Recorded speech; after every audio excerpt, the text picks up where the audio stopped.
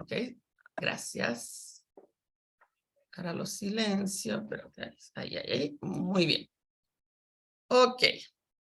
Bueno, pues siempre, yo nunca enseño el mismo curso 2 veces igual, así que siempre hay algo nuevo. Así que vamos con un tema que algunos ya hemos hablado un poquito, pero desde otro punto de vista, desde el punto de vista de Estados Unidos. Entonces, después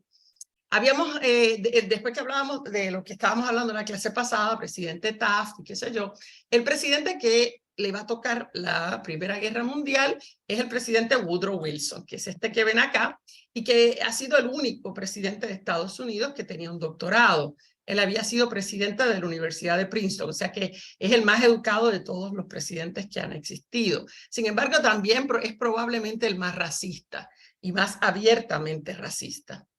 Y él tiene muchos contratiempos durante la presidencia que él revalida. Por eso es que son 7 años de presidencia, porque revalida, ¿no? 8 años en realidad. Y cuando él gana la elección en el 1913, al año siguiente, su esposa Ellen muere y él entra en una depresión. Y una depresión, tú sabes que le tomó unos cuantos meses, pero ya al año siguiente conoce a otra mujer y como un clavo saca otro clavo, ¡pum!, se casó. Ya para el diciembre del 1915 estaba casado y todo bien.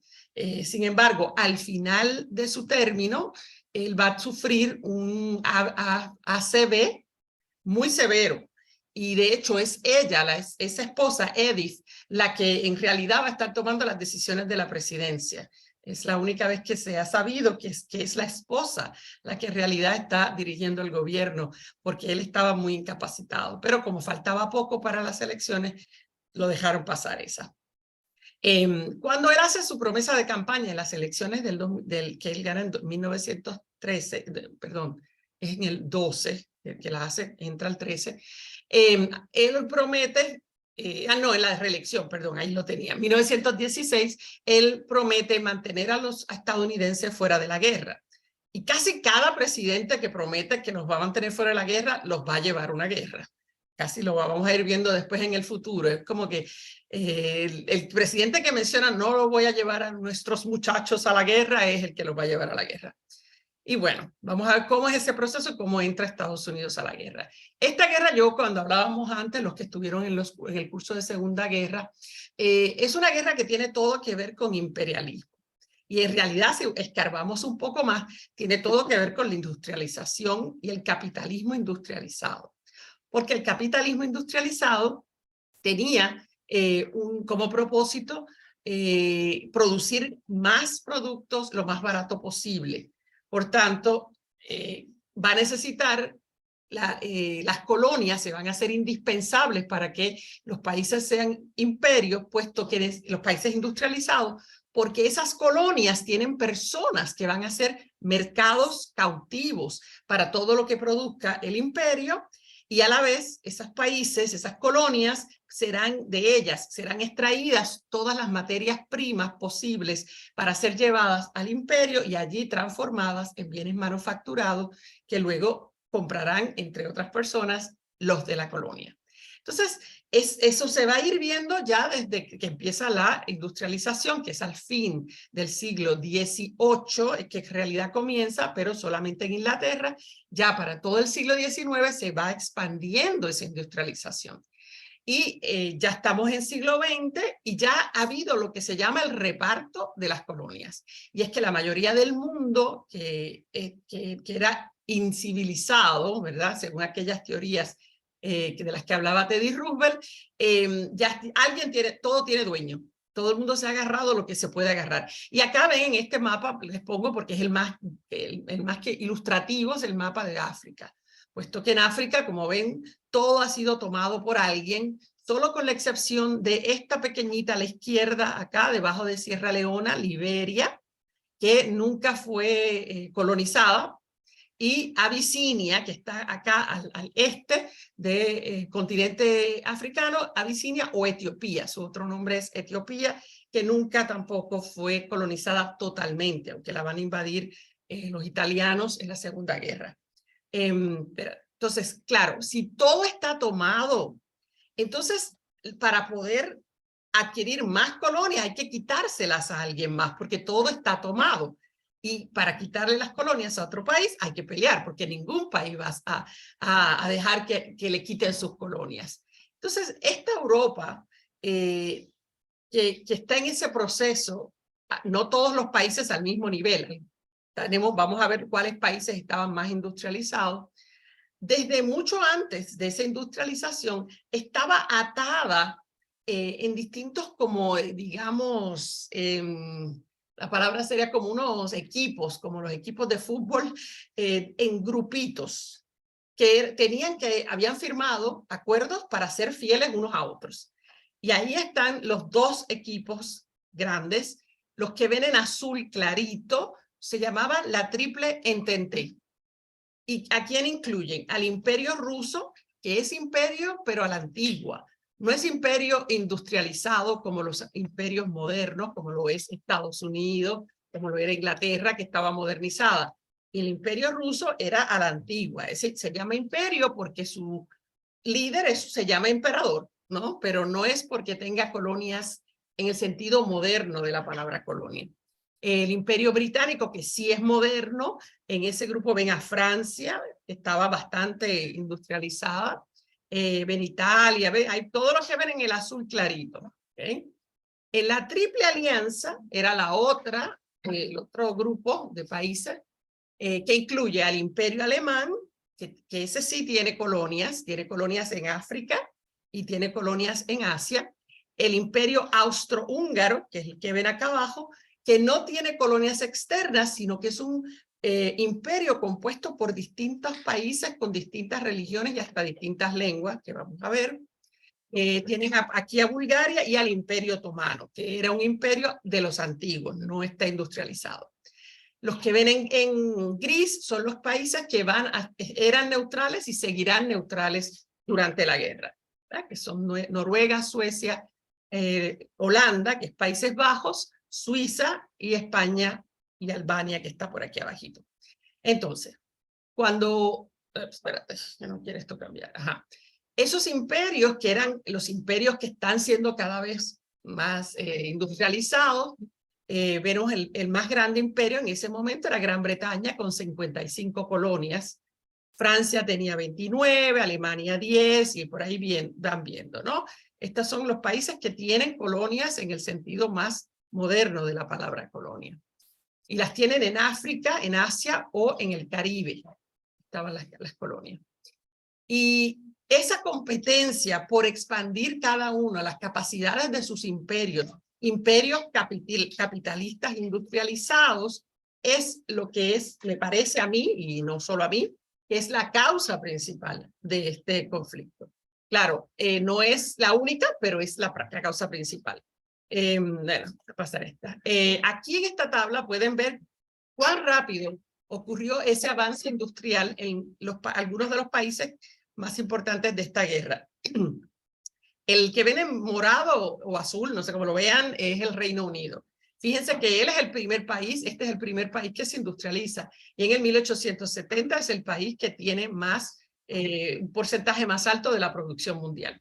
Sin embargo, para el 1913 ha bajado en comparación con el amarillo, que son los Estados Unidos.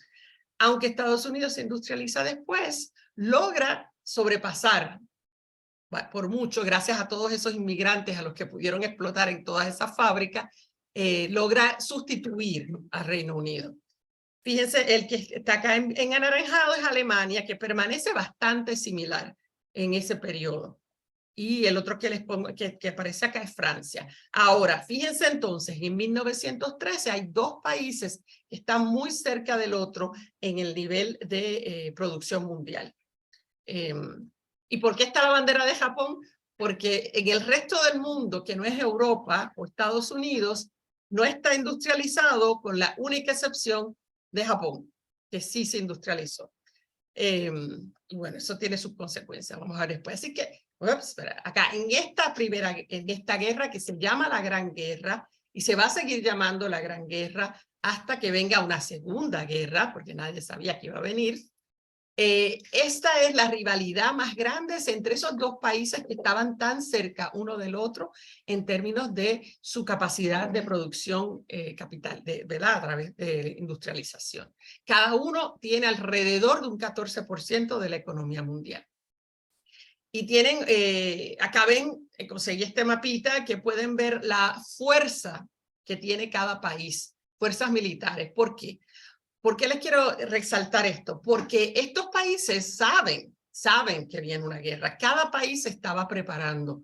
¿Por qué? Porque, como les dije, va a tener que haber una guerra por las colonias, porque ya se acabaron las colonias disponibles y hay que quitárselas unos a otros. Entonces se empiezan a armar, los países se empiezan a armar, por supuesto los más industrializados se arman más rápidamente, o primero, los que se industrializan primero son los primeros que se van a ir armando.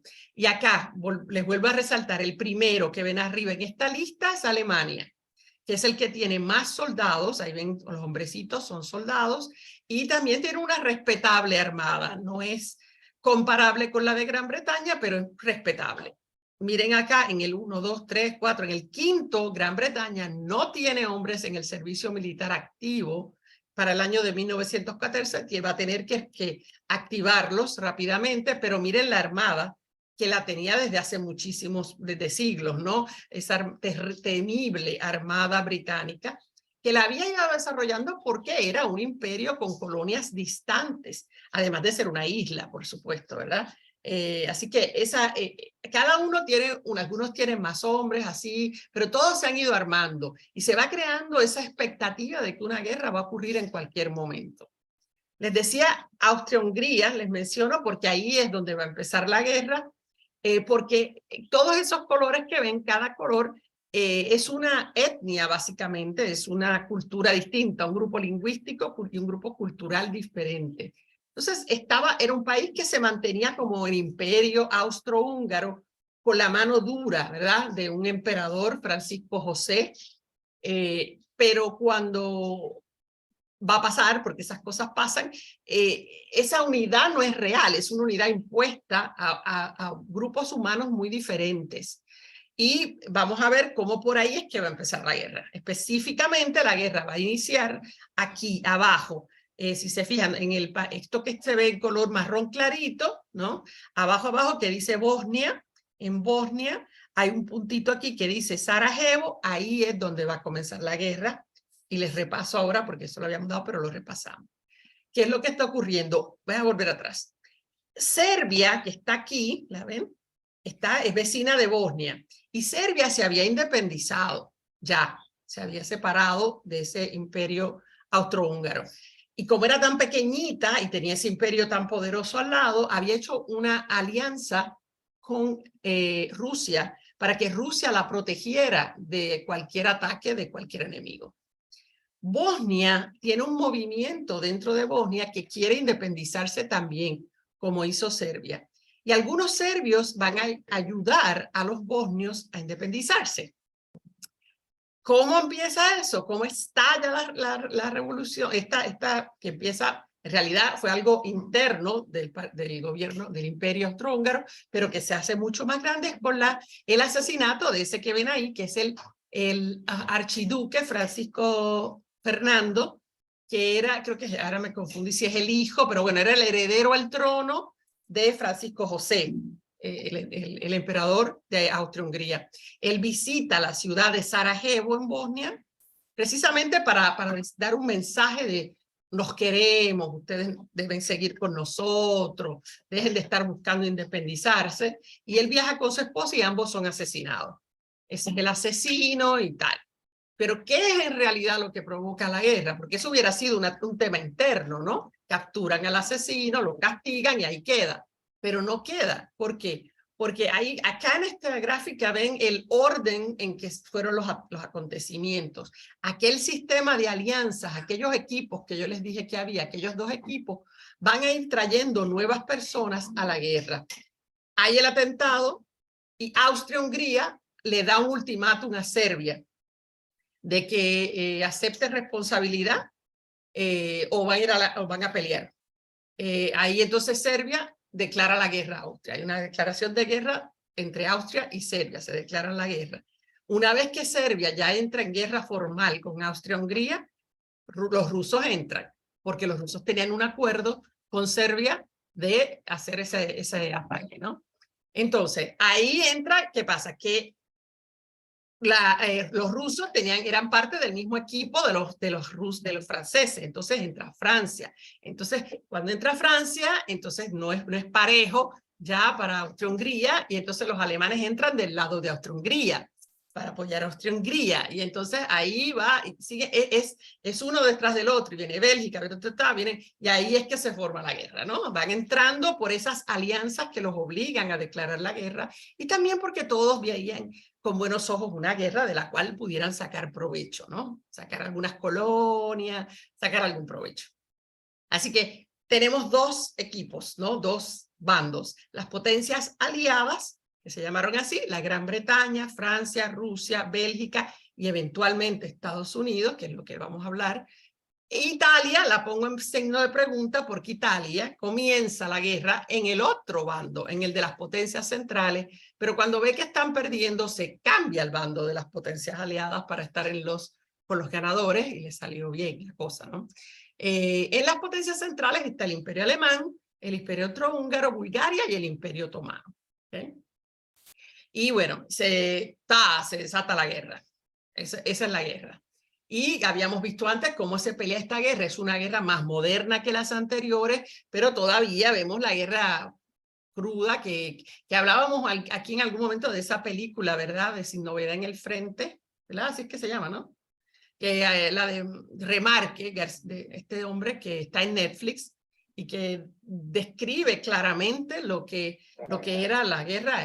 Si alguien se acuerda el nombre, porque se me olvidó y no sé si es Sin Novedad en el Frente, la crudeza de esta guerra. Sí, es Sin Novedad en el Frente. Esa es, ¿verdad? Es una remake hecha por alemanes. Exacto. Está excelente. Muy excelente. buena.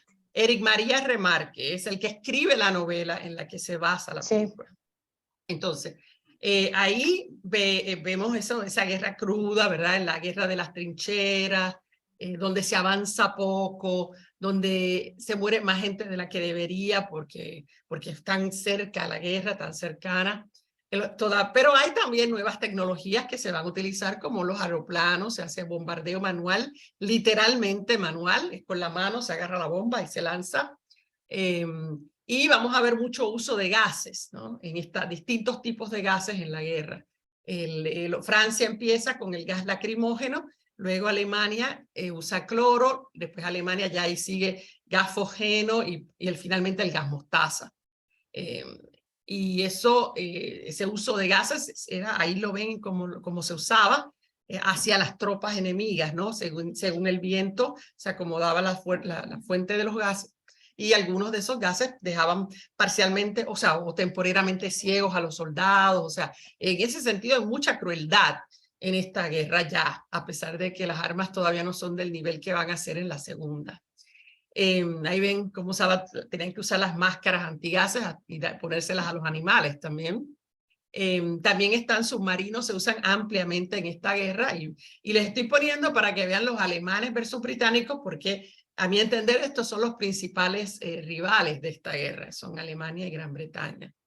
Estos submarinos se utilizan sobre todo en el Atlántico Norte para evitar que los productos, municiones y armas que Estados Unidos le estaba enviando a Gran Bretaña le llegaran a Gran Bretaña. Entonces los alemanes están tratando de detener ese flujo de suministros a Gran Bretaña y también a Francia en el norte del Atlántico. También vemos estos enormes barcos acorazados alemanes y británicos, y los otros países también, pero nada más les estoy mostrando esto. Los aeroplanos que les decía, que por primera vez los vemos ampliamente usados en la guerra, y los tanques también, están los tanques alemanes y los tanques británicos. Metralleta también es una arma que se va a usar mucho desde las trincheras, y las granadas también que se lanzaban. Miren qué diferente, la granada alemana es la que tiene el palo largo, y la que siempre vemos en las películas y en los cómics y en los muñequitos son las británicas, ¿no? Las que, no sé, son chiquitas. Se utiliza el Hindenburg para observación, para hacer observación de las posiciones enemigas y algunas veces se usó para lanzar bombas. Y bueno, habíamos hablado también en el pasado, primero en Estados Unidos que en otros países, pero va a extenderse, es la presencia de la mujer.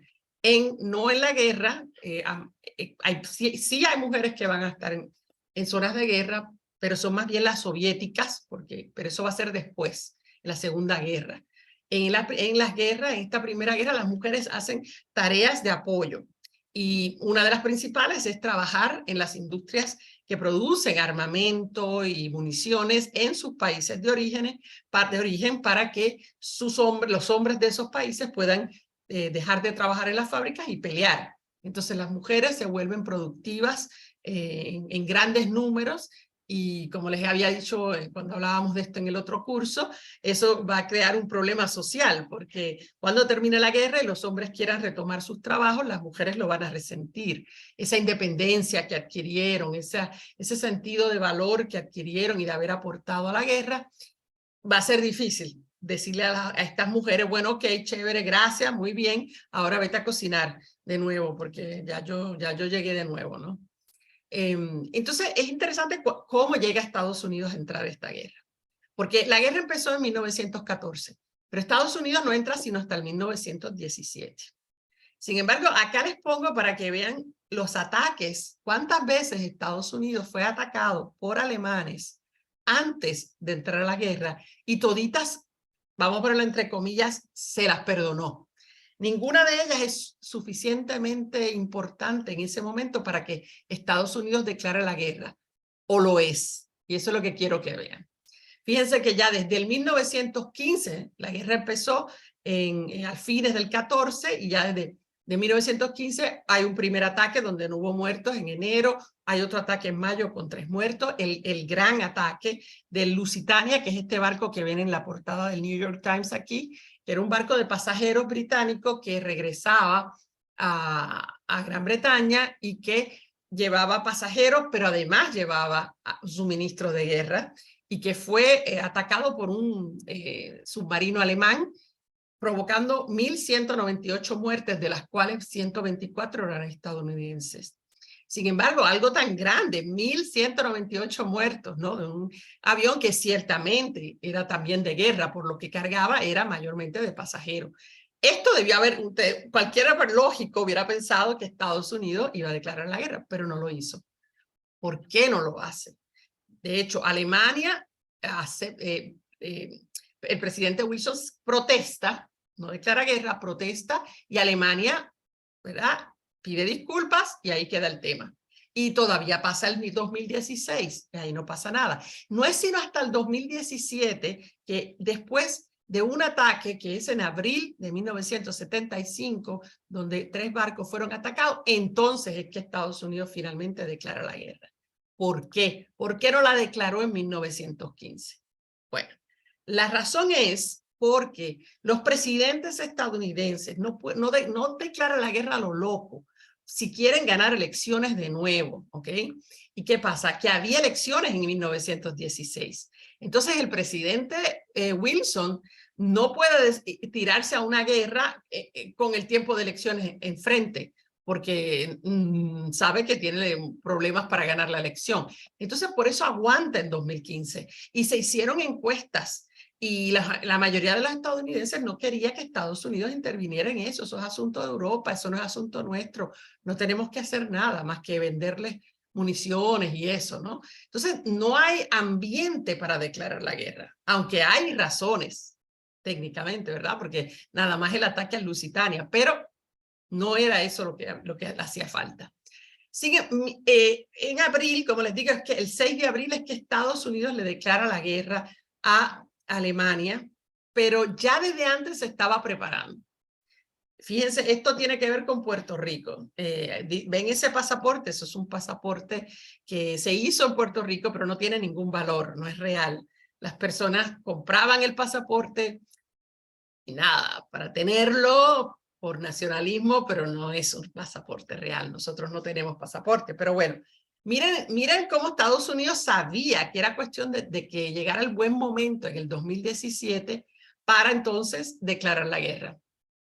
En 2 de marzo, sin que ningún puertorriqueño pidiera la ciudadanía de Estados Unidos, aprueban una ley, la ley Jones, y le imponen a los puertorriqueños la ciudadanía de Estados Unidos.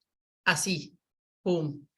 De hecho, cuando se empezó a discutir en el Congreso darle la ciudadanía, cuando se estaba discutiendo esta ley para ser aprobada, Puerto Rico envió representantes políticos que fueron a declarar, ¿no?, en las vistas, y todos dijeron, no, no queremos la ciudadanía estadounidense, queremos gobierno propio, eso es lo que queremos, autonomía, pero no se la dieron. ¿Y qué pasó? 200 parias, ese número lo pongo ahí porque hubo solo 200 puertorriqueños que se negaron a recibir la ciudadanía estadounidense y se quedaron sin ciudadanía, se quedaron parias, no eran ciudadanos de ningún país. Y bueno, con la consecuencia que eso tiene es que no puedes pedir visas para otros países, no puedes salir del país básicamente. Estados Unidos, ajá, no, dime. Aún hoy no. Hoy tenemos ciudadanía estadounidense, sí, pero puertorriqueña no. Entonces, ¿qué pasa? ¿Por qué Estados Unidos hace eso el 2 de marzo si nadie lo pedía? ¿Para qué? ¿Para qué hacer esto? Bueno, lo que pasa es que Estados Unidos, muchos historiadores puertorriqueños por muchos años nos dijeron, era para poder reclutar a los puertorriqueños y mandarlos a la guerra. Pero eso no es cierto, no tiene ninguna lógica, porque los puertorriqueños nunca, los estadounidenses en esta guerra y en la segunda, no confían. Piensan que todos los puertorriqueños son estúpidos y jamás los van a enviar al campo de batalla, jamás. De hecho, los pocos que se inscribieron, se registraron para ir a la guerra voluntariamente, los pusieron de cocineros, de chofer de un jeep, o sea, no de jeep, pero chofer de algún camión. No lo ven como material militar. La razón es la siguiente. Desde antes de esta Segunda Guerra ya había habido planes de Alemania de invadir Puerto Rico. Y ahora que hay un canal en Panamá, se hace absolutamente importante evitar que si Alemania invade a Puerto Rico, ¿ok?, los puertorriqueños puedan decirle, sí, entren, pasen, sí, como le hicieron a los estadounidenses.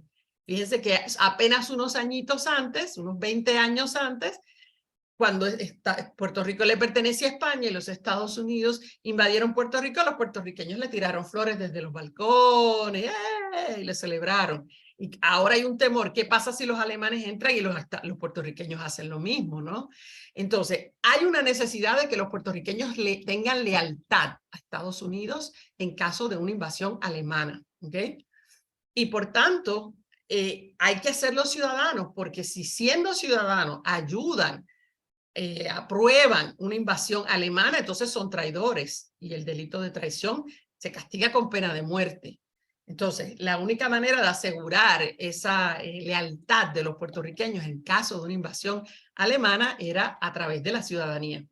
Y así es como se la dan. Entonces, en realidad es todo para controlar el canal, el acceso al canal, que era lo más importante que Estados Unidos tenía en la región. Les cuento que esa ciudadanía que nos dan tampoco es de verdad, es una ciudadanía de mentirita o de segunda clase, como decimos nosotros, puesto que los puertorriqueños no tenemos voto presidencial, no podemos votar por el presidente, no tenemos representación en el Congreso de Estados Unidos y tampoco nos dan las mismas ayudas, las ayudas del gobierno que se dan a nivel federal, siempre se le dan mucho menos a Puerto Rico. Así que en realidad es algo que se da para beneficio de Estados Unidos en un tiempo, en un momento en que saben que van a entrar a una guerra con Alemania. También toman otra decisión en el 2017, en marzo de 1917. Le compran las Islas Vírgenes a Dinamarca.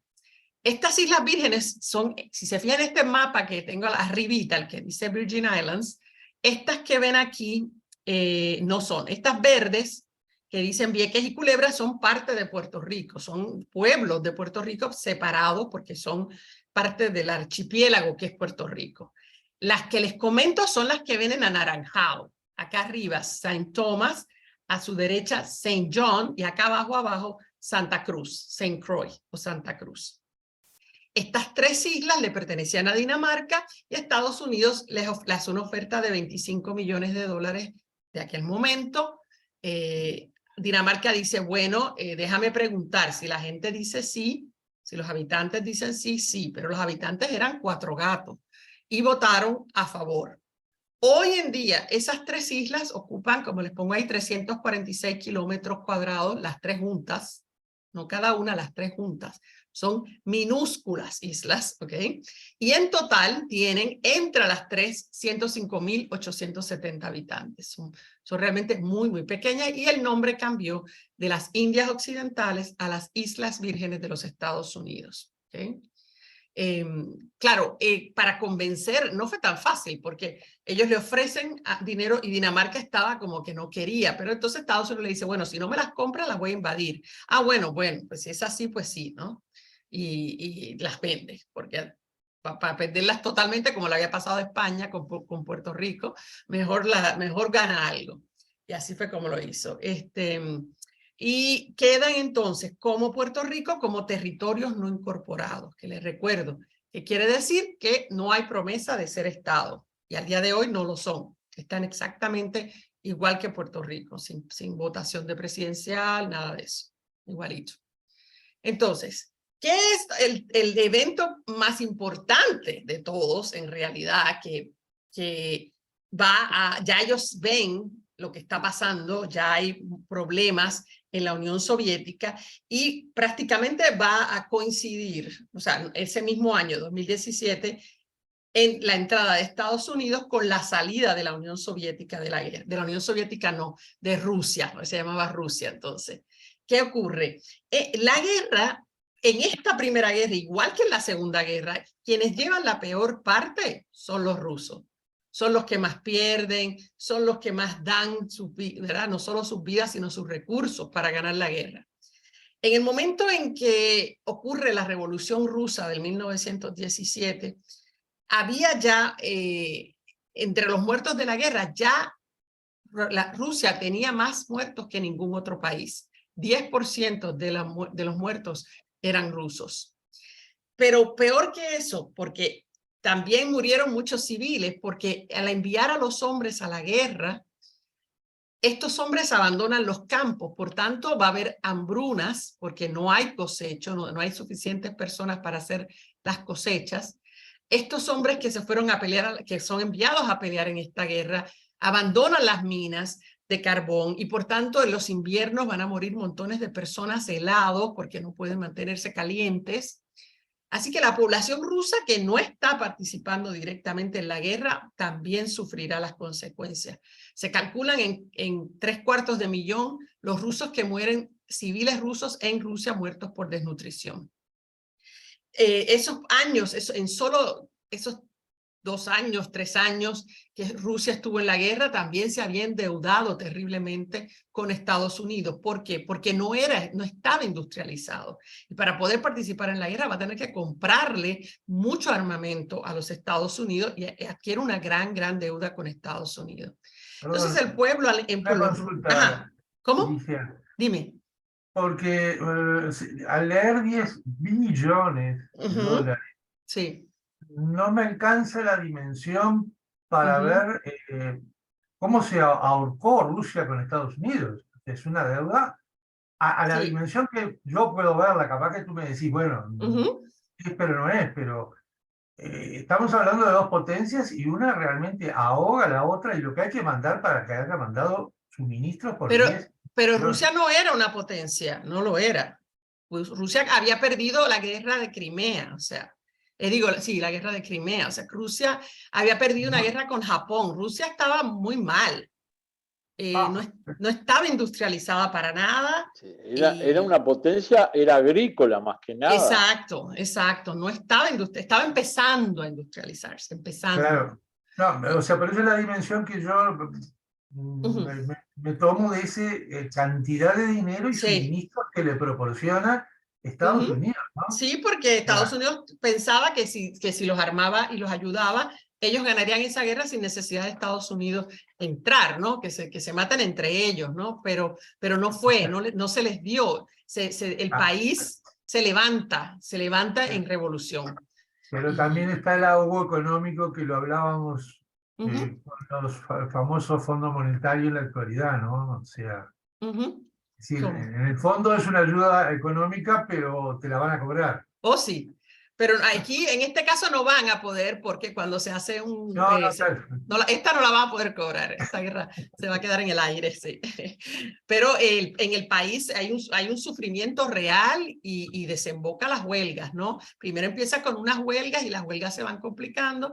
Y es en marzo también de 1917. Fíjense que todo coincide para que cuando uno salga, y ahora les explico más de esto, entre el otro.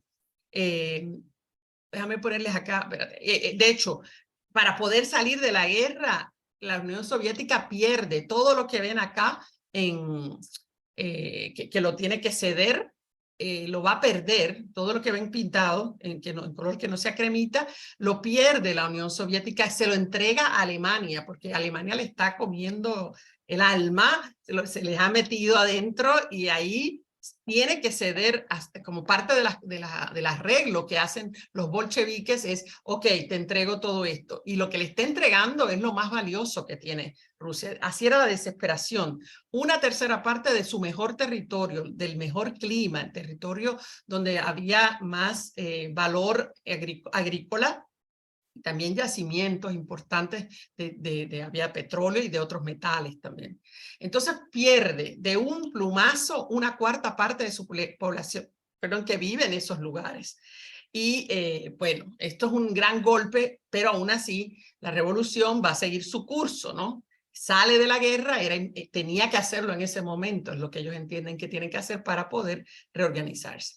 Ahora, fíjense entonces, la excusa que Estados Unidos va a dar para entrar a la guerra es, bueno, hay que ir a preservar la libertad, la democracia, bla, bla, bla. Pero la realidad es que durante todos esos años, 1914, 15, 16 y hasta principios del 17, Estados Unidos decía que era neutral, pero en realidad no era, porque le estaba vendiendo suministros de guerra a Francia y a Inglaterra y a Reino Unido y a Rusia. Entonces, sí tenía un bando y había estado exportando. Ahí ven lo que les decía de los billones que estaba enviando para allá. Claro, el que más necesita de estas exportaciones es es Rusia, porque es el menos industrializado. Gran Bretaña tenía bastantes cosas ya, Francia también, pero la Unión Soviética, perdón, Rusia necesito más. Entonces, ¿qué pasa? Estados Unidos va aumentando, como ven, a través de estos años, sus exportaciones a Europa, pero el problema es que está fiado, está dándole esto a pagar después, te lo doy ahora y me lo pagas después. Y cuando Rusia se sale de la guerra, se hace imperativo que Estados Unidos entre, porque si pierden la guerra, ¿qué pasa si sus deudores pierden la guerra? ¿Quién va a pagar, no?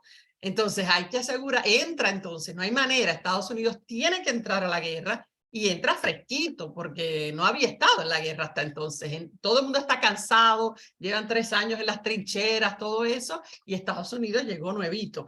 Y ahí entran. Dijo el presidente Wilson, cuando termine la guerra podremos obligar, refiriéndose a Inglaterra y Francia, a adoptar nuestra forma de pensar porque están financieramente en nuestras manos.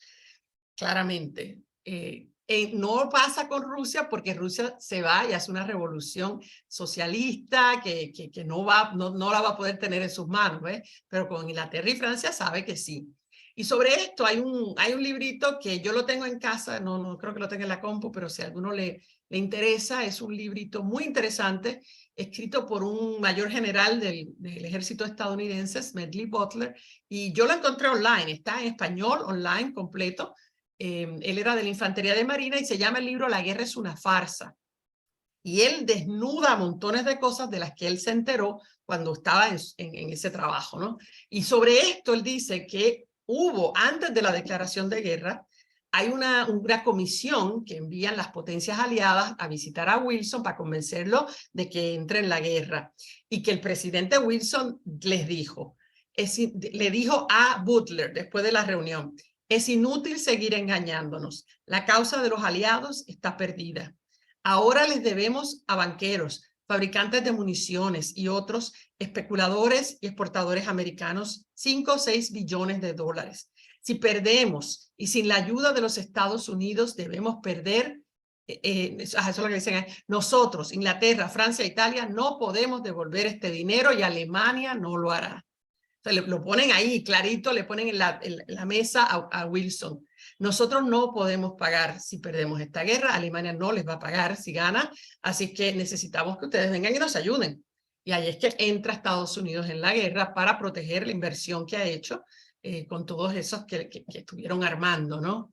Entonces, ese es el 6 de abril de 1917, donde Estados Unidos entra a la guerra con las potencias aliadas y por primera vez en su historia llama al servicio selectivo. Y se utiliza por primera vez el símbolo del Uncle Sam con este propósito en una forma moderna, ¿no? Este es el moderno Uncle Sam, el tío Sam.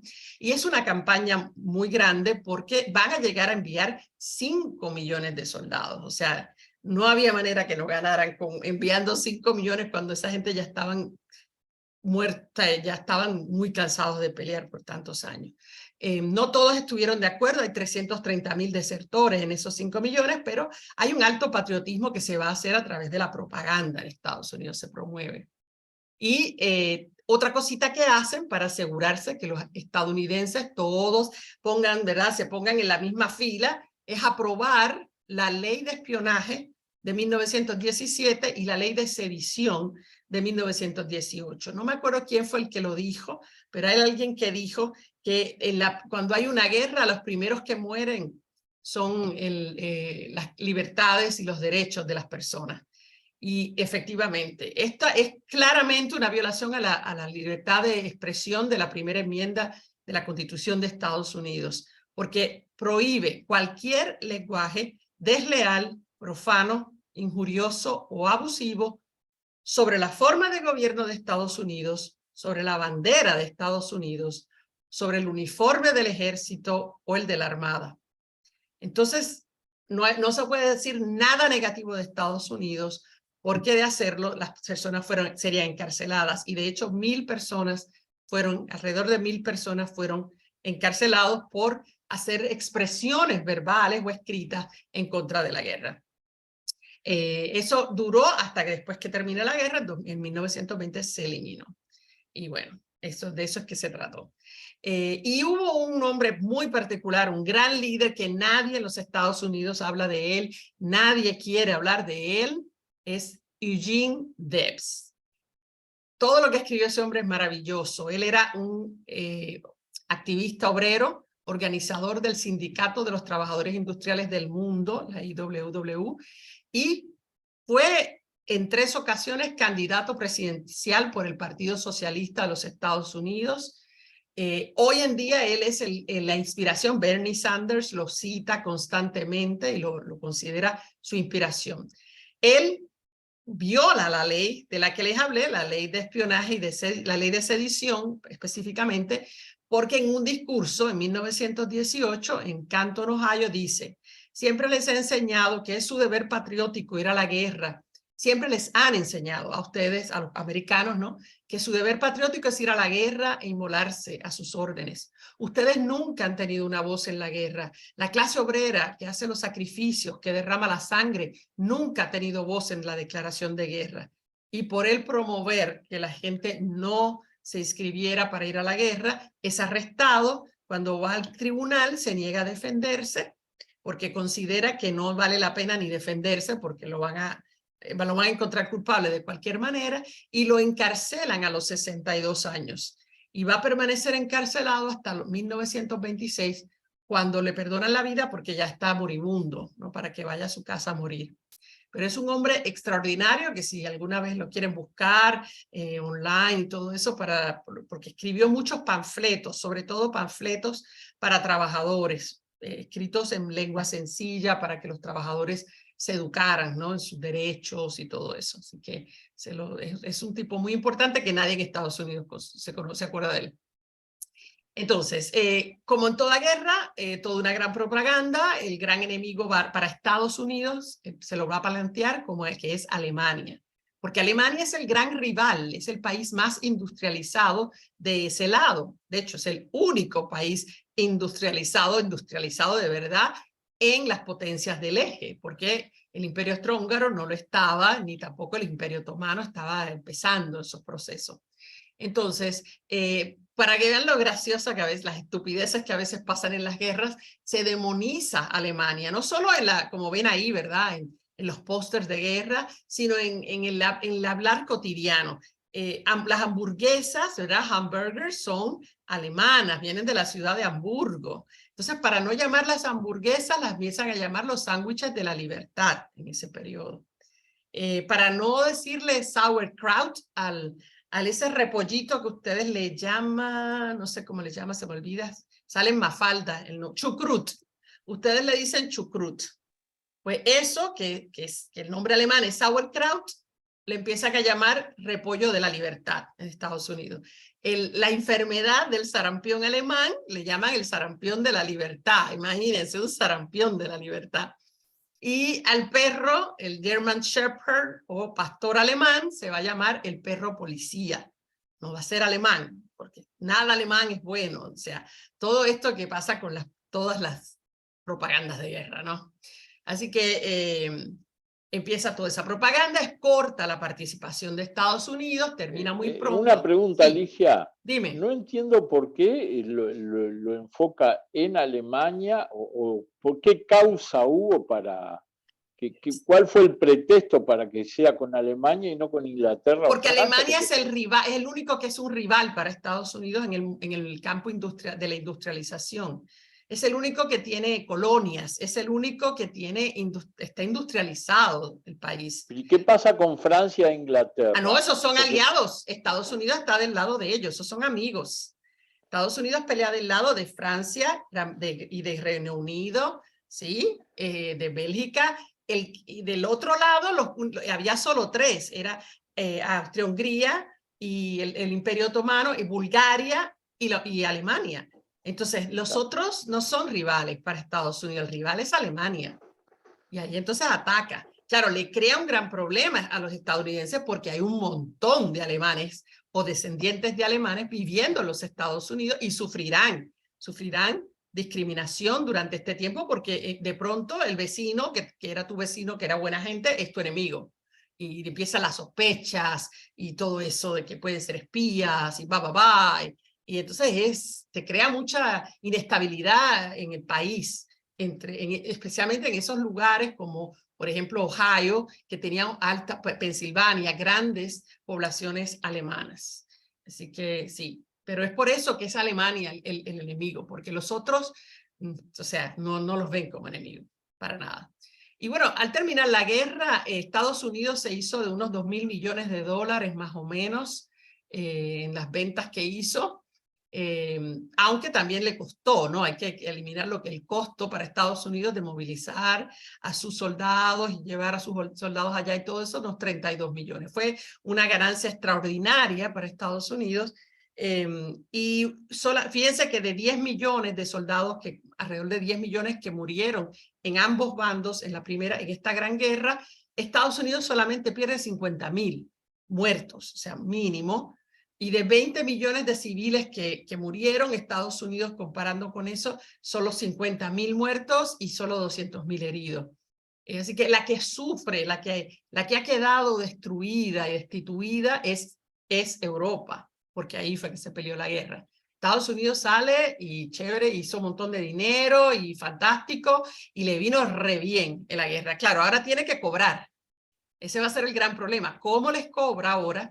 Ya se tiene que olvidar de cobrarle a Rusia, que ya no es Rusia, que ahora es la Unión Soviética, y lo que tiene que ver cómo le cobra a Francia y a Gran Bretaña, sobre todo Italia también, lo que le ha dado, ¿no? Estos préstamos que les ha hecho. Y vamos a ver después un poquito de eso. Bueno, esto está una consulta. Sí.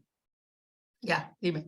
¿Qué pasa con toda esta cantidad de plata que está dando Estados Unidos a Ucrania? ¿Se la vuelca a la empresa? ¿Se la está prestando a Ucrania? Digo, se supone que Ucrania pague todo eso que se le está dando. Podemos hacer como una especie de paralelismo con esta situación. Se supone que algunas cosas se las han dado como como contribución. Eso todo lo han hecho, todo está por escrito, o sea, lo que se le ha dado de cada país. Algunas son contribuciones y eso no lo tienen que pagar, pero otras sí son préstamos. Claro, ¿por qué Estados Unidos puede dar tanto? ¿Y por qué? Porque sabe que cuando quede destruida Ucrania hay que reconstruirla. ¿Y quién va a recibir los contratos de reconstrucción? Las compañías estadounidenses. Son las compañías mismas que reconstruyeron Irak, exacto, y lo hicieron en Afganistán, lo hicieron en Irak.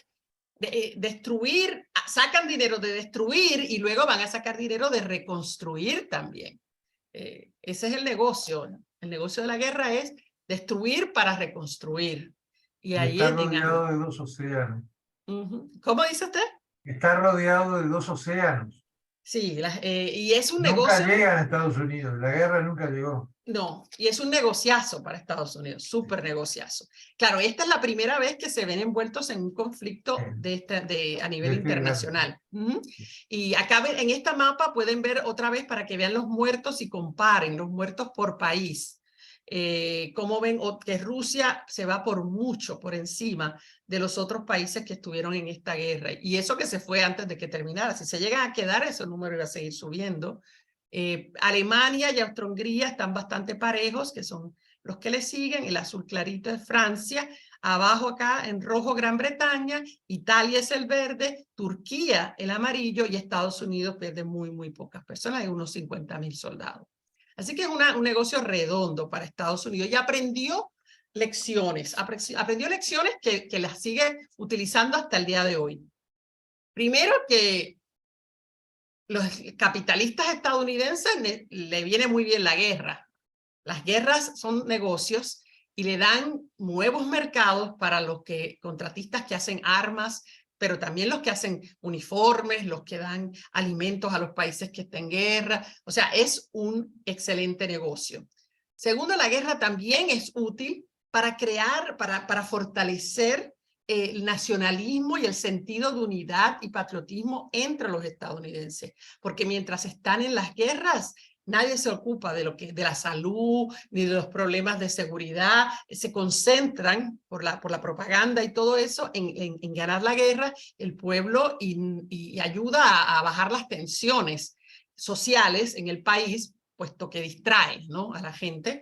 Y tercero, que ayuda también porque, bueno, va junta, ¿no? Pero los problemas que tenga Estados Unidos se disfrazan un poco a través, con la ayuda de la prensa, que le pone todo el énfasis a lo que esté pasando en la guerra y le pone menos énfasis a los derechos que pierden los trabajadores, por ejemplo, a la inseguridad que vive la gente, y eso ha sido la historia de Estados Unidos desde esta guerra. Así que esta guerra es la gran lección, ¿no? Estados Unidos apenas ha estado unos pocos años sin pelear en algún lugar desde entonces, ¿no?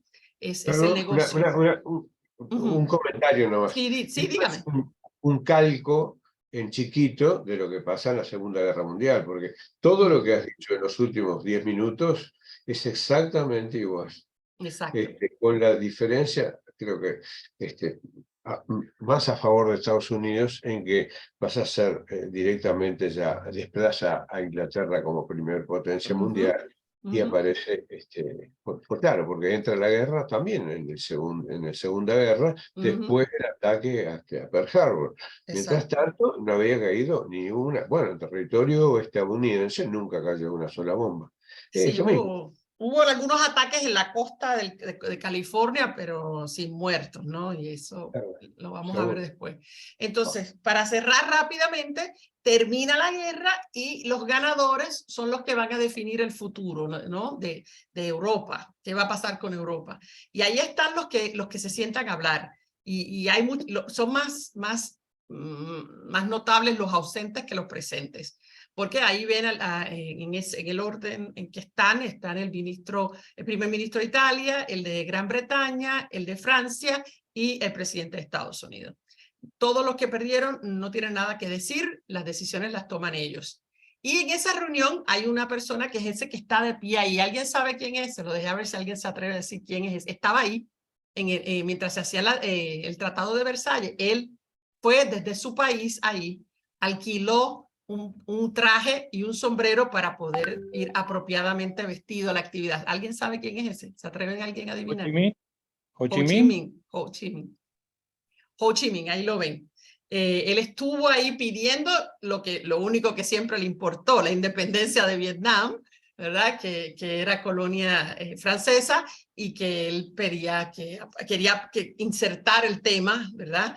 Ya que estaban los franceses allí en esa discusión, él nada, no le sirvió de nada, pero estuvo ahí. Y hay una foto incluso que lo recoge su presencia allí. De él vamos a hablar bastante después.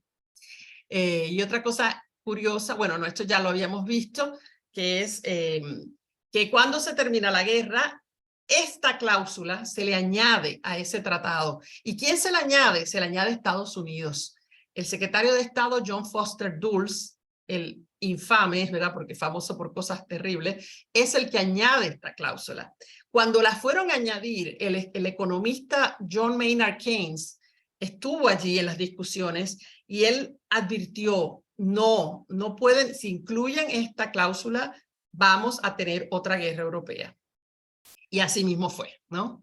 Y lo que dice la cláusula, se le llama la cláusula de la culpa. Los gobiernos aliados y asociados afirman y Alemania acepta, pero Alemania no aceptó, Alemania no estaba allí. La responsabilidad de Alemania y sus aliados por causar toda la pérdida y el daño a los que los gobiernos aliados y asociados y sus nacionales han sido sometidos como consecuencia de una guerra impuesta por ellos por la agresión de Alemania y sus aliados. Esto es una total fabricación. Alemania no empezó esta guerra empezó entre Serbia y Austria-Hungría. Y luego entró, como les mostré, ¿verdad? Entró Rusia y luego entró Francia y entonces que entra Alemania. Entonces, esto, el único propósito que tiene es el mismo propósito de aquella propaganda en contra de Alemania, es detener el avance, industrialización, todas las capacidades alemanas que eran rivales importantes para Gran Bretaña y para Estados Unidos no tanto, pero Estados Unidos siempre defiende a su primo, que es Gran Bretaña, ¿no?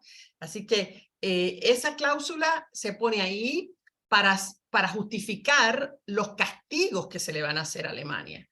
Y eso lo piden, ¿no? Pero acá está, y aquí ahora esto cierro. ¿Cuáles son los castigos? Ya mismo te atiendo, Ronald. ¿Cuáles son los castigos que le imponen? Desarme total, casi, porque le permiten solo 100.000 tropas de defensa únicamente. Tiene que entregar todos sus submarinos, cosa a la que se niega y los hunde. Todos los capitanes de los submarinos los hunden para no entregarlos al enemigo, porque entregarlos era entregar su tecnología, el conocimiento tecnológico. 0 fuerzas armadas para ataque. No pueden manufacturar o importar armamento, o sea que son unas fuerzas armadas de mentiritas. Les ceden ambas riberas del río Rin. O sea, no las ceden, pero les prohíben militarizarlas y las ocupan. Las fuerzas aliadas, específicamente franceses, ocupan ambas riberas del río Rin por 15 años. Ahí les pongo también, le quitan hasta la aspirina Bayer, se la quitan ¿verdad? El control de la receta, de la marca registrada de aspirina. Los obligan a crear una democracia en la que no creían, ellos tenían un imperio y eso era lo que creían, ¿no? Pero les obligan a crear una democracia parlamentaria que no va a funcionar. Y muy importante es el pago de la indemnización de 32 billones de marcos en oro a los aliados en unos cómodos pagos de 500 millones de marcos en oro o Reichsmarks al año. De los cuales nunca los iban a terminar de pagar porque de cada pago que hacían cada año solo 1.6% iba a la deuda, casi todo se iba para intereses, ¿no? Pierde sus colonias, todas las colonias que tenía, cede territorio, lo que ven acá, solamente se queda Alemania con lo que ven en amarillo acá. Pero lo que ven acá, esto que ven con las rayitas a los lados, es las dos riberas del río Rin, esa zona, y Alsacia y Lorena se las cede a Francia, además del Sarre, que es este pequeño lugar acá, que era altamente industrializada esta región, o sea que no es poca cosa lo que le está dando. Le da un pedacito acá arriba a Dinamarca, le tiene que dar, le cede estos pedacitos que ven acá abajo a Checoslovaquia, lo que es el Sudetenland, le cede territorio a Bélgica, Lituania y a Polonia, o sea que es un desmantelamiento tremendo. Espérate, y acá el último, este es el que le quería enseñar, pierde sus colonias en África, que eran estas que ven acá, Togolandia, Camerún, la Alemania suroeste de Alemania y Tangañica, todas las pierde, y pierde también todas las que tenían en Pacífico. Ahí ven las islas, las Marianas, las Palau, las Marshall, todo eso lo pierde y se lo entrega, no a Estados Unidos, sino que lo entrega a Japón. Japón supo ubicarse bien y logra que esas colonias le sean cedidas a Japón. Así que con todo eso, espérate acá, ya ahí empezaríamos la clase que viene, con esa pérdida es tan fuerte, es tan injusta, porque es injusta, eso exacerba los ánimos en Alemania y le ayuda a los nazis a adquirir el apoyo que van a tener, porque el partido nazi, una de las cosas que va a utilizar en su discurso es lograr, es una venganza, por la venganza que nos han hecho, ahora nosotros vamos a recuperar por lo que nos hicieron. Y bueno, le da un argumento muy fuerte a los nazis para lograr apoyos de gente que de otra manera no hubieran apoyado a los nazis, pero es tan fuerte lo que va a vivir Alemania que no vamos a entrar en detalle, pero lo vimos cuando vimos el curso de Segunda Guerra, los que estuvieron, ¿verdad? Esa depresión económica tan brutal que va a sufrir Alemania, entonces lo que le están dando es creando el caldo de cultivo para que los nazis vayan creciendo y logren, ¿verdad?, controlar. Pero este curso no es sobre los nazis, así que... Ligia, Ajá. Ligia, Sí. y toda esa situación que le generaron a Alemania en el curso del año pasado, cuando tú lo diste, el mayor deterioro de Alemania con la crisis del 29, cuando Estados Unidos le prestaba a Francia a un interés y Francia se lo prestaba a Alemania a otro interés. Es decir, la crisis del 29 terminó de empobrecerla del todo, la dejó en la más sumida, no, por favor, no justificar lo que pasó después, pero digo, pero ayudó. Dejaron a Alemania, casi en la pobreza mayor de Europa. Sí, a un país que era tan culto, altamente industrializado, o sea, es traumático, es todo un trauma lo que sufre Alemania y esa debilidad en la que queda psíquicamente en el colectivo nacional también es utilizada por los nazis hábilmente, ¿no? Y se entiende entonces por qué gente que uno dice, pero ¿cómo es posible? ¿Cómo los profesores de las universidades apoyaron a los nazis? Bueno, es que venían golpeados, venían muy golpeados, y la única esperanza que surgió fue Hitler. No había otra esperanza en ese momento, no había una alternativa, no vieron una alternativa en ese momento, y Hitler aprovecha eso y se ubica. Y para el tiempo en que se den cuenta que cometieron un error es muy tarde. Tenían el mundo entero en contra. Exacto, sí, porque fueron vilificados totalmente. Y eso o sea, el declararlos a ellos culpables de la guerra, o sea, y Austria y Hungría y todo eso, ¿no contó? No contó. Entonces, es muy claro que había un propósito de los ganadores de humillar y de destruir. Espérate, dame un segundo, ¿cómo? Sí, gracias. Que tengo acá, me están mimando. Y bueno, pues nada, esto hace que todo, o sea, todo después va a tener sentido. Si ustedes entienden esto, lo que le hacen a Alemania, entonces tiene más lógica por qué los alemanes aceptaron un mensaje como el que traía los nazis, ¿verdad? Porque los nazis no eran intelectuales, eran anti-intelectuales. Sin embargo, gracias. Lo que me dieron un juguito de fruta natural. Y bueno, nada, por eso quería ir cerrándoles esto. Estados Unidos, lo más importante para Estados Unidos después de esta guerra fue lo que les dije, ¿no? Comprender el buen negocio que se hacía. Claro, para la Segunda Guerra van a ser más inteligentes y van a pedir, no se va a hacer así, me lo pagas después todo. Pedían cheques por escrito, garantías por escrito, fueron más cuidadosos porque querían asegurarse que les pagaran, que no los embarcaran otra vez de la misma forma que como les pasó con Rusia. Pero es interesante que van a ser, como dijeron, ¿verdad? Que eran muy similares las dos guerras. Y Ronald quería decir algo y ahora me acordé y no lo dejé hablar. Ronald, ¿estás ahí? Sí, estoy, pero ya lo dijiste tú. Muchas gracias. Ok. No repito. Ok. ¿Alguien más quiere comentar? No sé, alguien que quiere saber. Lo que pasa es que en estas situaciones de caos, como la que estabas detallando, digo, de Alemania, después surgen los famosos que nos llamamos mesías, ¿no? Que vienen con ideas estrafalarias y avanzan y después, digo, son un desastre, ¿no? Sí, pero era la única esperanza. El caso, digo, tenemos un caso acá ahora en Argentina con Milei, ¿no? Es un hombre que si vos lo rascás un poco, digo, para los que seguimos la parte de economía, no tiene pie, tiene muy buen discurso, pero es impracticable. ¿no? Pero cuando los pueblos se desesperan, cualquiera que les dé esperanza y les diga lo que ellos quieren oír, se van detrás. Es como como el flautista de otros países, digo. Otro sistema de populismo. Sí, como el Jair Mesías Bolsonaro. Sí, siempre me recuerda al flautista de Hamelin, ¿no? Entonces, para el tiempo que se vienen a dar cuenta del error, ya es tarde. Ya pasó. También no tiene mucho para elegir.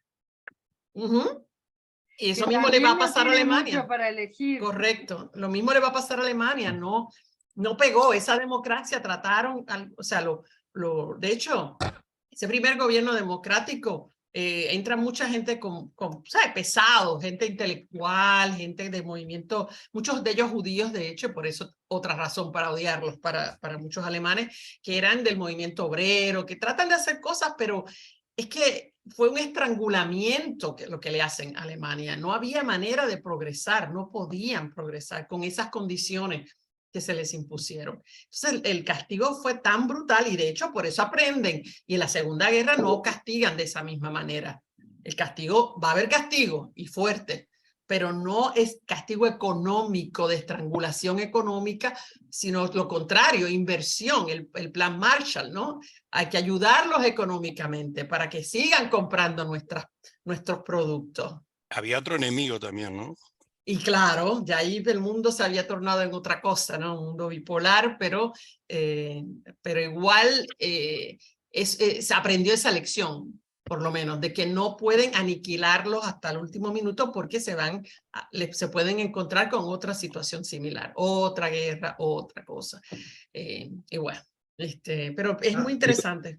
Estados Unidos medio que ahorcaba a Alemania, pero después la usó cuando empezó todo el nazismo, que hablaba contra el comunismo. Claro. Ahí la apoyaron mucho para desterrar el comunismo de Europa, ¿no? Es que esa es la cuestión con los nazis, que nadie lo vio venir. Ese es el problema, y el fascismo entra así, es de a poquito. No es que viene un día y aquí llegamos y se cambió todo, no va, como lo veíamos en el curso, ¿no? En la escuela, en los libros de los niños, en los juegos que juegan los niños. Entonces va entrando, les toma años. La publicidad. Bueno, pero, perdón, creo que también se subestimó un poco a Alemania, porque no fueron tantos años para la enorme reconstrucción que hicieron, para la guerra, ¿no? Correcto, es impresionante. Alemania es un ejemplo, porque no solo se levantaron de esta, se levantaron de la segunda, y mira, y son el país el más industrializado y la economía más importante de Europa. Por eso, entre la primera y la segunda, lo que ellos crearon de armamento y de producción y de lavado del cerebro, obviamente, es haberla subestimado un poco. No sé. Y claro, pero ¿quién es el que hace quién es el líder cuando está ocurriendo esta transformación? Es Hitler. Entonces eso le da más poder a Hitler. Hitler es el que logra poner el desempleo en cero. ¿Por qué lo hace? ¿Cómo lo hace? Bueno, con un montón de obras preparándose para la guerra, reclutamiento para soldados. O sea, eso lo ayuda, pero le da una sensación de esperanza, de que esto es mejor y este hombre se va a ganar. O sea, no es inventado, las fotos están ahí y la gente lo adora, ¿no? Lo adoraba. Exacto, entonces se la pusieron fácil, muy fácil. Pero es el temor, siempre hay que tenerlo con el fascismo en eso. Cuando hay países en crisis, entran estos líderes que les dan la esperanza y van poco a poco. Eso va entrando. No nos diga que tenemos a Argentina al lado, por favor. Y ahora pasa más rápido porque tenemos los medios sociales, ¿no? Tenemos la internet. En esa época tomaba más tiempo. Si bien los aliados al terminar la guerra mundial le imponen esas sanciones económicas, también demuestran un gran error de pensar solamente en el dinero y se olvidaron de toda la capacidad industrial que seguía teniendo Alemania, pero más que eso, la capacidad intelectual de seguir produciendo armas para el futuro más allá de las limitaciones que le ponía. Y claro, en ese entorno aparece Hitler teniendo todo una capacidad intelectual e industrial y la pone a funcionar. Así es. Ese fue el error grande que cometieron. Y levantaron el país. Carlos, en la Segunda Guerra no lo cometieron, se los llevaron a todos. Se los llevaron se los llevaron a todos. Se los repartieron, porque también la Unión Soviética se llevó los que pudo llevarse. Cada uno dijo, déjame llevarme a esta, aquella. Uno de los grandes enojos del pueblo alemán Muy bueno lo que decís, Carlos. Y del ejército, porque el ejército hasta el día de hoy, te lo dicen los militares alemanes, Alemania no perdió la guerra en la Primera Guerra Mundial. Fueron los generales y los políticos que nos hicieron rendirnos. Que se rindieron. O sea, había toda una capacidad de mando todavía que quedó en Alemania, más allá de... Y quedan frustrados por lo que le hicieron, por lo que le hicieron su jefe. Aparece un Hitler y eso nace como hongo después de la lluvia, ¿no? Exacto. Y bueno, en los discursos de Hitler está lo que decía Carlos, ¿no? Es decir, resalta que ellos nunca habían perdido la guerra. Nunca perdieron. ¿No? Que se las habían, que nunca fueron entregado, ¿no? Nunca fueron invadidos. Fueron alguna partecita invadida. Lo vamos a ver en la otra clase, el mapa, hasta dónde llegaron, pero muy poco. El país nunca estuvo bajo ocupación del enemigo. Así que sí, ese es otro argumento que será explotado también a saciedad. Así que esta guerra venía por la otra. Pero también el descanso que tuvieron los aliados de Europa, digamos, Inglaterra, Francia y mismo Estados Unidos con el crecimiento del partido nazi, como que era una cosa totalmente descartable. Cuando se dieron cuenta ya era tarde. Exacto. Cuando Hitler entró en Austria y vieron el poder, ahí pararon la oreja. ¿Qué es esto? Sí, parecía. Y como él fue muy hábil, es que fue muy hábil. Él decía, no, yo lo que quiero es recuperar lo que nos sacaron, más nada. No se preocupen, somos tipos de paz. Pero el tipo trae a Nuestros enemigos son los comunistas. Ajá, sí, exacto. Y si tú tienes el mismo enemigo que yo, eres mi amigo, tranqui, Por ¿no? supuesto. Mira, ahí me puse, todos están preocupados para que yo descanse. Bueno, sí, ok, voy a descansar. Bueno, gracias por estar y bueno, ya ven. Muchas gracias a ti por Siga mejorando, buen fin de semana. Gracias. Igual. Gracias. Chao, buen fin de semana para todos. Chao. Gracias por el cariño. Chao. Okay. Que sigan amando. Chao. Lo mereces, ya lo mereces. Gracias.